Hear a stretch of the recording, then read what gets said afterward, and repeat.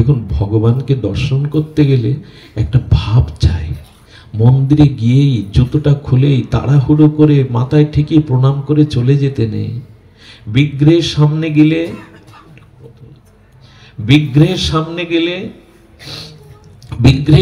গেলে মনের আবেদন নিবেদন, মনের যত মাধুর্য তাকে অনুরাগ ভরে দিতে হয়।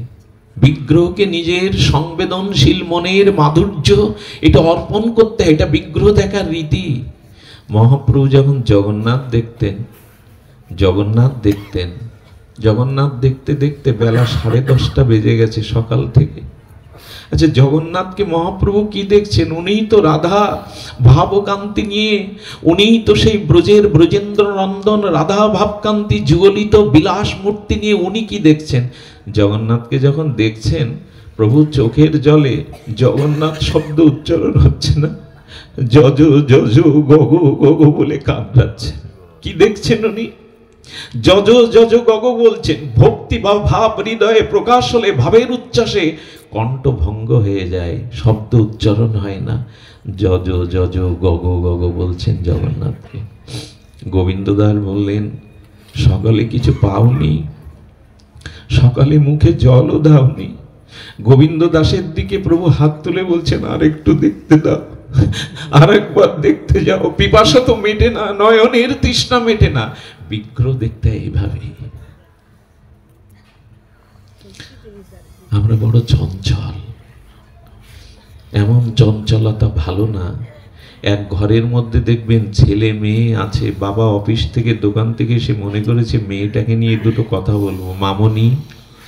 মামনির দৃষ্টি ঘরের থেকে অনেক দূরে। মোবাইল নিয়ে বসেছে ছেলে মেয়ে। কেউ বাবার কাছে এসে দুটো কথা বলবে, বাবার এই অবকাশ নেই। আমরা ঘরে আছি কিন্তু কত দূরে। কেউ মুখ তোলে না কারোর দিকে, কেউ মুখ তোলে না। এই ইন্টারনেট জগৎ যতটা প্রয়োজন, যতটা অমৃত, ততটা বিষ ঢালছে। নিকটকে অনেক দূরে ঠেলে দিচ্ছে, ঘরকে অনেক দূরে ঠেলে দিচ্ছে। সময় নেই বাবার সাথে কথা বলার। মেয়ের অসহায়, সবাই ওই নিয়ে বসে আছে। এত চঞ্চল আমাদের মন। মন্দিরেও আমরা এই তাড়াহুড়ো করি। বিগ্রহ দর্শন এমন করবেন না। সেটগুলো একটু বন্ধ রাখুন দয়া করে। এভাবে বিগ্রহ দর্শন করতে নাই। মহাপ্রভু বলছেন, আর একটু সুযোগ দাও। নয়ন ভরে প্রাণনাথকে দেখি। ঠাকুর হরিদাসের দিকে তাকালে মহাপ্রভু তখন বলছেন, খুব মন দিন। আহা, এ তো কথা নয়। হরিদাসের দিকে তাকিয়ে মহাপ্রভু ঈষৎ তার সিংহ স্কন্দ বেঁকিয়ে বলছেন, তোমার মনে আছে হরিদাস? যখন এর কথা মহাপ্রভু বলছেন, তখন মহাপ্রভুর আবির্ভাব হয়নি। মহাপ্রভু তখন জগতে আসেননি। তোমার মনে আছে প্রভু? তোমার মনে আছে প্রভু? তোমাকে যেদিন 22 বাজারে ওরা মারছিল, প্রভু কিন্তু তখন এই লীলাটা যখন হয়, হরিদাসের 22 বাজারে বেত্রাঘাত হয়, তখন প্রভুর আবির্ভাব হয়নি। কিন্তু প্রভু বলছেন, তোমার মনে আছে হরিদাস? প্রভু বললেন, 22 বাজারে যেদিন তোমাকে বেত্রাঘাত করছিল, তোমার রক্তে মাটিগুলো লাল হয়েছিল, আমি সুদর্শন পাঠিয়েছিলাম। তোমার মতো ভক্তকে যদি কেউ আঘাত করে, আমি সহ্য করতে পারি না। আমার সুদর্শন সেদিন ওদের সংহারের জন্য গিয়েছিল। হরিদাস বলছে, তারপর হরিদাস, তোমাকে যারা মারছিল, তোমাকে যারা রক্তের রঞ্জিত করে মাটিকে রাঙা করছিল, সুদর্শনকে দেখে তুমি বলেছিলে, প্রভু প্রভু ফিরিয়ে নাও, ফিরিয়ে নাও। ওদের অমঙ্গল আমি সহ্য করতে পারবো না, প্রভু ফিরিয়ে নাও। তুমি বারবার যখন আঘাতগ্রস্ত হচ্ছ, রক্তাক্ত হচ্ছ, তখন আমার সুদর্শন ওদের নাশ করতে গেলে তুমি তোমার চিন্তা বাদে একবারও আমাকে বলনি, প্রভু আমাকে রক্ষা করো, আমাকে বাঁচাও। একবারও বলনি। তুমি ওদের রক্ষার জন্য ব্যস্ত হয়ে গেলে। আমার সুদর্শন নিষ্ক্রিয় হয়ে গেল। এই দেখুন, এই একটা কথা হৃদয়ে নিয়ে যান। ভক্তকে সুরক্ষার জন্য গোবিন্দ সুদর্শন রেখেছেন ভগবান। ভগবানের আত্মরক্ষার জন্য কোনো অস্ত্র লাগে না, তিনি স্বয়ং সম্পূর্ণ, তিনি অনাদিরাদি সর্বকারণের কারণ, তিনি সমস্ত সৃষ্টিস্থিতি প্রলয়ের কর্তা। ভক্ত রক্ষার জন্য ভগবানের হাতে সুদর্শন। সুদর্শনকে বলে দিয়েছিলেন ভগবান, আমার ভক্ত যখন সংকটে পড়বে আমার অনুমতি নেওয়ার প্রয়োজন নেই, তুমি আমার ভক্তকে সুরক্ষা দিও, রক্ষা করো। সেদিন সুদর্শন নিষ্ক্রিয় হয়ে ফিরে এসেছিল। হরিদাসকে মহাপ্রভু তখন বললেন, আমি কি করব, কোনো উপায় পেলাম না।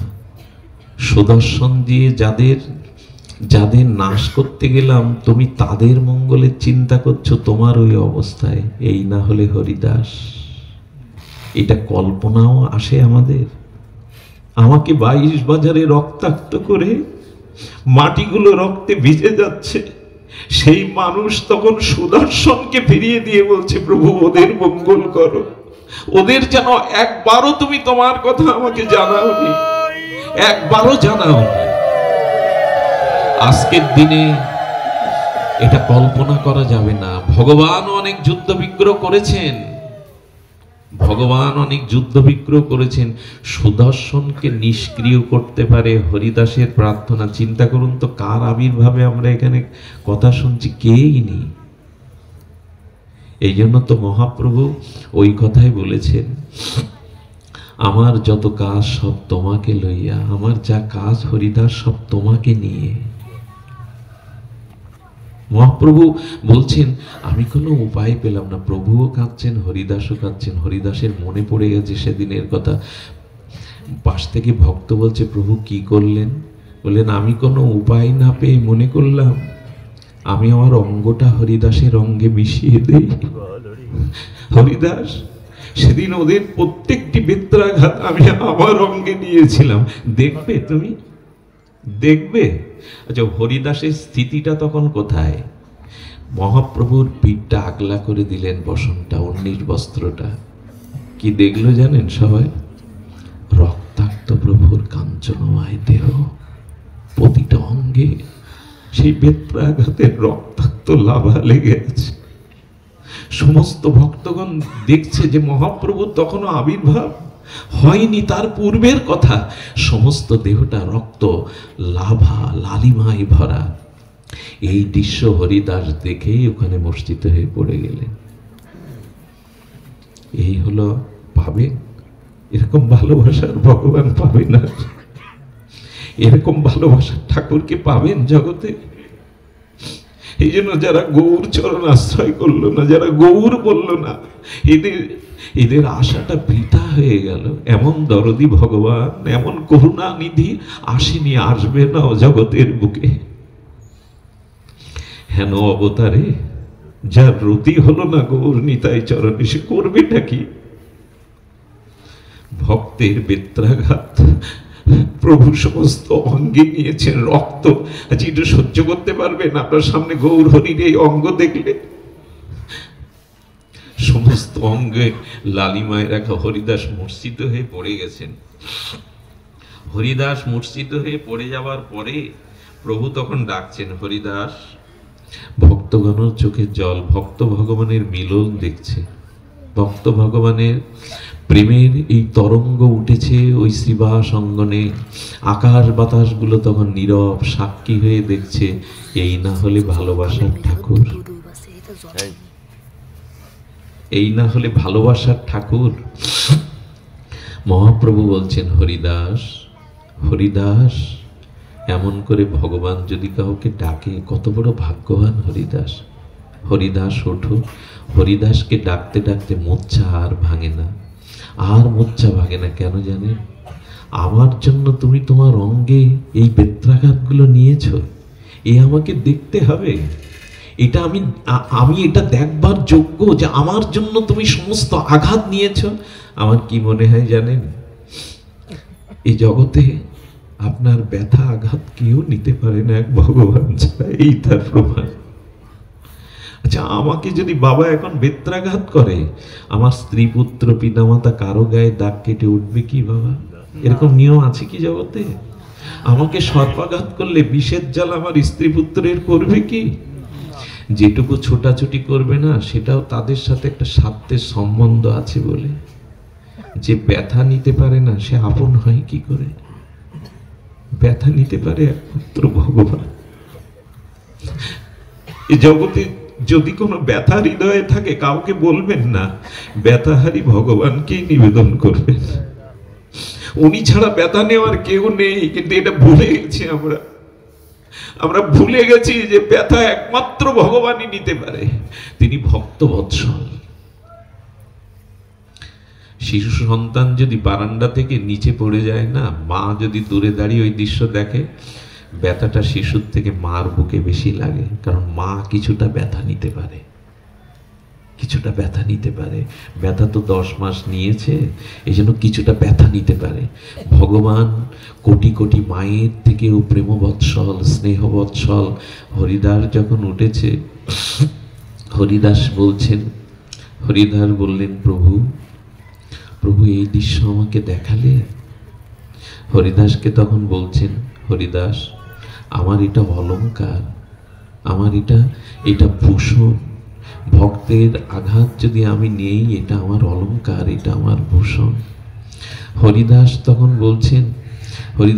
বলছেন, প্রভু প্রভু বললেন, তুমি এত খেদ করছো কেন, দন্য করছো কেন? এটা আমার স্বভাব, তোমার মনে নেই? আমি ব্রজবাসীদের রক্ষার জন্য গিরিরাজ 7 দিন ধারণ করেছিলাম। বললেন, প্রভু তুমি ব্রজবাসীদের জন্য গিরিরাজ ধারণ করেছিলে, এটা স্বাভাবিক। কারণ ব্রজবাসীদের জীবন তুমি, সর্বস্ব ধন তুমি, তারা গৃহ পরিবার, নিজ আত্মসুখ সবকিছু তোমাকে অর্পণ করেছিল। প্রভু কোথায় ব্রজবাসীদের জন্য তুমি করবে স্বাভাবিক, কিন্তু আমার মতো পাপী, নরকের কীট, নর্দমার কীট, জীবাধম পাপীর জন্য তো তোমার এরকম বলা নেই। তুমি ভক্তকে সুরক্ষা করো। দেখুন হরিদাসের দৈন্য দেখুন, তুমি ভক্তকে রক্ষা করো এটা তোমার স্বভাব, তোমার আশ্রিতকে রক্ষা করো এটা তোমার স্বভাব। আমি তো তোমার ভজন কোনো জন্মে করিনি, আমার তো তোমার আশ্রয়ও হইনি প্রভু। কোথায় ব্রজবাসী আর কোথায় আমি? আচ্ছা, হরিদাস কি কপটতা করে কথা বলতে শিখেছে? এই কথাগুলো কি বানিয়ে বলা, কপটতা করে বলা? হরিদাসের ভিতরে বিন্দু মাত্র ছল কপটতা নেই। বললেন, প্রভু ভক্ত রক্ষার জন্য তুমি বিদিত, আমি তো তোমার ভজনও করিনি, আমার তো স্বীকৃতি নাই। তুমি আমাকে রক্ষা করবে, আমাকে রক্ষা করবে। বারবার বুকে হাত দিয়ে বলছেন আমাকে রক্ষা করবে। আচ্ছা, তুমি পঞ্চপাণ্ডবদের জন্য দুতিয়ালি করেছো, অর্জুনের সারথ্য স্বীকার করেছো, অর্জুনের সারথি হয়ে ঘোড়াগুলোকে জল খাইয়েছো, রক্তটা মুছে দিয়েছো, তুমি ওইখানে যুদ্ধ করেছো। পাণ্ডবরা তোমার একান্ত নিজজন বলে, কিন্তু আমি তো তোমার কেউ না, আমার তো কোনো ভজন নেই, সাধন নেই, আমি তো তোমার চরণাশ্রয়ের যোগ্যও নই। এই পরিসরে আপনাদের একটা কথা বলি, ভজন যদি দেখুন, ভজন পাওয়াটা বড় কথা না, ভজন রক্ষা করাটা বড় কথা। আপনি অর্থবিত্ত ঐশ্বর্য গড়তে পারেন, এটা আপনার শ্রম পুণ্যের দ্বারা পেতে পারেন, কিন্তু ওই সম্পদ রক্ষা করাটাই কঠিন। ভজন পাওয়াটা সহজ, কিন্তু ভজন রক্ষা করা খুব কঠিন। যেটুকু পেয়েছি না, শ্রীগুরু কৃপা, মহত কৃপা, নাম মহিমা, এইটুকু রক্ষা করা কঠিন। এইগুলো রক্ষার একমাত্র অবলম্বন হলো দৈন্য। কি বললাম? ঘুমায়েন না কেউ সামনে? এগুলো হলো দৈন্যই হলো আপনার ভজন রক্ষা করতে পারে। বারবার সনাতন গোস্বামী পাদের মতো এ আচার্যবর্য বলেছেন, দন্যস্ত প্রেম পরিপাকেন জন্নতে। আচ্ছা, জীবন্ত মানুষ নদীতে পড়ে গেলে, সাগরে পড়ে ডুবে মারা যায় কিনা? যারা সাঁতার না জানে, উপায় না থাকে, তারা, জীবন্ত মানুষ ডুবে গিয়ে মারা যায়, আর মরা মানুষ, তো কথা বলুন কি করে? এটা কি বিপরীত বেশন? মরা মানুষ ডুববে, কিন্তু মরা মানুষ ভাসবে, কিন্তু জীবন্ত মানুষ ডুববে। এই নিয়মটা কি? এই নিয়ম শুনুন, জীবন্ত মানুষ জলে ডুবে মারা যায়, কিন্তু যখনই মারা যায় তখনই সে ভাসে। পদকর্তা বললেন, তোমার অহংকার যেদিন মারা যাবে সেই দিন নামের সাগরে ভাসতে পারবে, ভজনের সাগরে ভাসতে পারবে। তোমার অহংকার যেদিন মারা যাবে সেই দিনই তুমি ভাসতে পারবে, না হলে অহংকার থাকলে তুমি ডুববে। অহংকার থাকলেই তুমি ডুববে। কি আশ্চর্য জগতের নিয়ম! মরা মানুষ ভেসে যাচ্ছে, যখন তার ভাষার কথা তখন ভাসছে না। এর একটাই কারণ, অভিমান যেন না আসে। আর এই অভিমান না আসার একমাত্র অবলম্বন, সুরক্ষা কবচ হলো দৈন্য। দৈন্যতে ভগবানের বুক ফেটে যায়। ভগবানের বুক ফাটে কিসে? বলো, ভক্ত যখন দৈন্য করে, আমি হীন, আমি কামাল, আমি কাঙাল, আমি অধম, আমি অযোগ্য। তো হরিদাস ঠাকুর বলছেন, ব্রজবাসীদের জন্য তুমি করতে পারো, তাদের সর্বস্ব ধন তুমি। তুমি পঞ্চপাণ্ডবদের জন্য করতে পারো, তাদের তুমি আপনজন, হিতৈষী জন। কিন্তু প্রভু, আমি তো কোনো যোগ্যতার মধ্যে পড়ি না, আমার তো কোনো ভজন সাধন সমর্পণ কিছু নাই, কেন তুমি আমার জন্য এটা নেবে? হরিদাস আবার পড়ে যাচ্ছেন। হ্যাঁ, হরিদাস আবার পড়ে যাচ্ছেন। আমার মনে হয় কি জানেন, হরিদাসের দৈন্যটা যথার্থ দৈন্য। এই যথার্থ দৈন্যের কারণেই তো মহাপ্রভুকে কোনোদিন উনি স্পর্শ করতে দিতেন না। বারবার পিছিয়ে গেছেন, বারবার পিছিয়ে গেছেন, বারবার পিছিয়ে গেছেন। এই জন্য মহাপ্রভু যখন হরিদাসকে কোলে নিলেন, তার নির্যানের পরে যখন কোলে নিলেন, দুটো দৃশ্য ঘটে গিয়েছিল, মর্মান্তিক দৃশ্য। মানে আমরা এখন একটু প্রশ্ন করব ভগবানকে, হরিদাসের প্রেমতনু কোলে উঠে তুমি নৃত্য করছো, হরিদাসের পা গুলো তোমার গায়ে লাগছে, যে আঘাত আঘাত লাগছে। নৃত্য করলে কি হয়? কোনো মানুষকে কোলে নিলে হরিদাসের পা তো পদাঘাত রূপে তোমার গায়ে লাগছে প্রভু। কি উত্তর প্রভু? আচ্ছা প্রভু, সেটাও ছেড়ে দিলাম, হরিদাসের পায়ের যে ধুলা আছে ওটা তো তোমার অঙ্গে লেগে যাচ্ছে। প্রভু বললেন, সারা জীবন যে ইচ্ছাটা পূর্ণ হয়নি, আজ সেই ইচ্ছা পূরণ হচ্ছে। কি করে বলি বলুন তো কথা? প্রভু বললেন, আমার ইচ্ছা সারা জীবন পূর্ণ হতে দাওনি তুমি, আজ আমার ইচ্ছা পূর্ণ হচ্ছে। তোমার ধুলিটাই তো চেয়েছিলাম, তোমার মতো নিষ্কিঞ্চন নাম নিষ্ঠ প্রেমিকের ধুলি আমি আমার অঙ্গের ভূষণ মনে করি, দেবে না তো। এই জন্য আজ আজ আমার নেওয়ার পালা। প্রভু কখনো এত বিহ্বল হননি। প্রভু কখনো গৌর চরিত্রে, মহাপ্রভুর দিব্য চরিত্র লীলাবলিতে কোনো ভক্তকে কোলে নিয়ে এভাবে বিহ্বল হয়েছেন এর ইতিহাসই নেই। মহাপ্রভু খুব আবেগপ্রবণ ছিলেন না। মহাপ্রভু স্বয়ং ভগবান নাম প্রেম দিতে এসেছিলেন, উনি এত আবেগপ্রবণ ছিলেন না। তার না কেটে যায়, ওখান থেকে সাবধানে আসো। বলছেন উনি আবেগপ্রবণ ছিলেন না। হরিদাসের তনু প্রভু কোলেতে উঠাইয়া অঙ্গনে নাচেন প্রভু, প্রেমাবিষ্ট বিহ্বল হয়ে গেছেন। এর একটাই কারণ, হরিদাস আজ তোমার চরণ চিহ্ন, আজ তোমার চরণ ধুলি আমার অঙ্গে লাগুক। আচ্ছা, এর মধ্যে এত আসলে তো বসা যাবে না।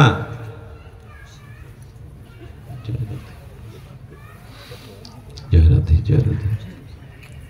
আমি আসলে যেখানে পৌঁছাতে চাচ্ছি এটা আপনাদের কৃপা দরকার। কেন জানি না, আজকে ঠাকুরের এই প্রসঙ্গটাই স্মরণে এলো, সারাদিন গ্রন্থে চোখ বোলায়নি। আর বিষয়ী মানুষ, বিষয়ের মধ্যে পড়ে থাকা, গ্রন্থ দেখবার সময় কই, কিন্তু কেন জানি না হঠাৎ এটি স্মরণে এলো। সেদিন হরিদাসের এই দুটি পর এই দিন প্রার্থনা করেছিলেন হরিদাস, সেই কথাটা বলবার জন্য একটু অবতারণা। একটু শান্ত থাকুন। ঠাকুর হরিদাস তিনি বারবার মূর্ছিত হতে গিয়ে ওই খেদ করছেন, প্রভু ব্রজবাসী পাণ্ডবদের জন্য তুমি করণীয় তোমার স্বাভাবিক ধর্ম, আমি কোনো যোগ্যতায় রাখি না, আমার জন্য এটা কি করলে, আমার জন্য এটা কেন করলে? এই যখন হরিদাসের, তখন হরিদাসকে বলছেন মহাপ্রভু, দৈন্য সংবরণ করো, তোমার দৈন্যে আমার বুক ফাটছে। এই জন্য আপনাদের কাছে নিবেদন, যদি ভজন জগতে এক পাও এগোতে চান, যদি মহাপ্রভুর নামধর্ম প্রেম ধর্মে সিক্ত হতে চান, জীবনটাকে কিছুটা অন্তত দুর্লভ মনুষ্য জন্মকে ভজন ধন্য করতে চান, দয়া করে দৈন্যটা রাখুন। এই দৈন্য ছাড়া এ পথে এক বিন্দু এগিয়ে যাওয়া যাবে না। হরিদাস ছিল সবার পেছনে, মহাপ্রভুর সামনে এসে বলছে, হরিদাস, হরিদাস তুমি তো আমার। ভগবানের মুখে যদি কেউ এই শব্দ শোনে, তুমি তো এর থেকে বড় ধন্য আর কি আছে জগতে।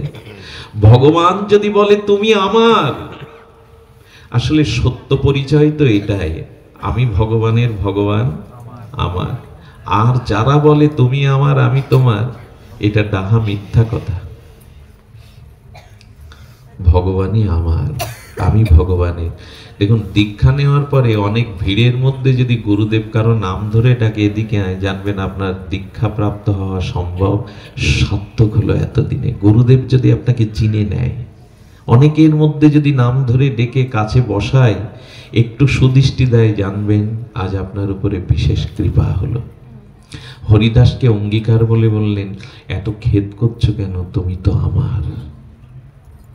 এই কথাটা শোনার সাথে সাথে হরিদাস বললেন, প্রভু কোনো জন্মেই, কোটি জন্মেই আমার সে যোগ্যতা নেই যে আমি তোমারও। আচ্ছা হরিদাস, এত দন্য করো না, আজ তো আমি বিষ্ণুঘরটায় আমি বর দিতে চাই। কথাটি বড় বার্মিক কথা। মহাপ্রভু প্রসন্ন হয়ে হরিদাসকে দুটি বর দিতে চাইলেন। হরিদাস বললেন, চাওয়ারও তো যোগ্যতা লাগে, চাওয়ারও তো। প্রভু বর চাইতে বলছো, চাওয়ার যোগ্যতা আছে আমার প্রভু? তোমার কাছে কিছু চাইবে, পাত্র আছে আমার? কতগুলো যেন হৃদয়ে আঘাত আনে। হরিদাস বললেন, তোমার কাছে চাইবার যোগ্যতা বা পাত্র?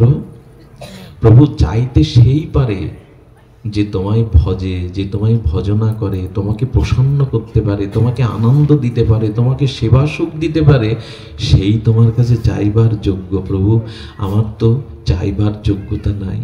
একবারও কিন্তু মনে করবেন না এটা ঐতিহাসুক্ত দন্য প্রকাশ করছেন। এটি দন্য নয়, হরিদাসের স্বাভাবিক স্বভাব, স্বাভাবিক স্বভাব হরিদাসের। আমাদের হরিদাসকে সামনে রাখতেই হবে, দিন রাত হরিদাসকে সম্মুখে রেখে চলতে হবে, তবেই বাঁচা, তবেই পথ পাবো, তবেই কল্যাণ প্রাপ্ত হব, তবেই নাম সিদ্ধ হবে। হরিদাসকে সামনে রেখে চলতে হবে, এটা আমাদের দর্পণ। হরিদাস হলো আমাদের দর্পণ।